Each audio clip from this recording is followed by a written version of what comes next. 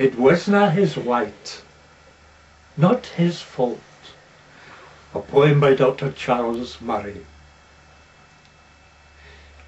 It wasna his wight he was bedded sae late, and him was sae muckle to day.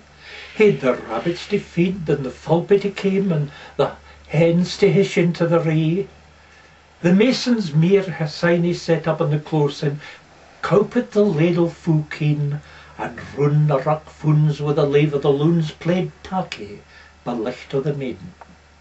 Side he riped his pooches and cunted his bulls, the red picket cheeket pitcher and all, took the yearling's four eggs for his bonnet, and fegs von gorbled their fikey to blaw.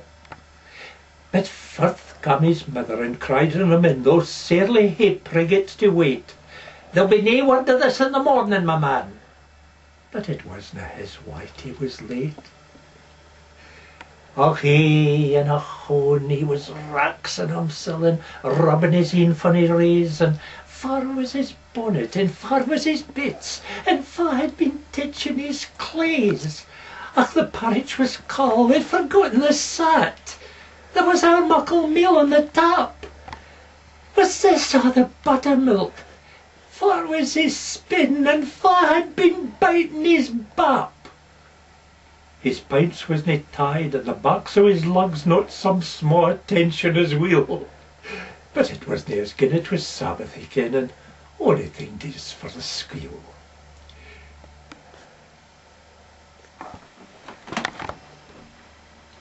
Wi' his piece and his pooch he got rode at last, wi' his bukes and his scaly and sclate.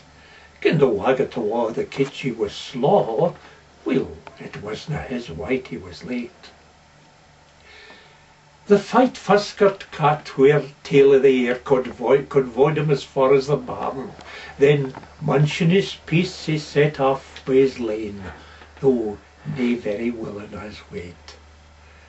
The Kirt road was dubby, the track through the wood, although maybe longer, was best, but van louping the dyke a steenchacker flew it, and he hunted a file for her nest.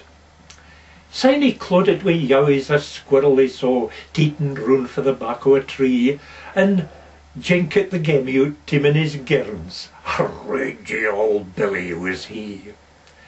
All this was a hinner, and up the dyke's side he ran noo at siccan a rate that he fell o' the heather and barked his shins. Say it wasna his wight he was late. Astride on a wind-casting larrick he sat, and piked for roset to chaw, till a patrick sair frichted ran dragging a wing for cheapers to tryst him awa. He cried on the dry stuff and crossing the mill, when passing the mill, got a lump to his pipe and a news, and his oxter pooch managed with shillings to fill, a treat to tak hame till his dues.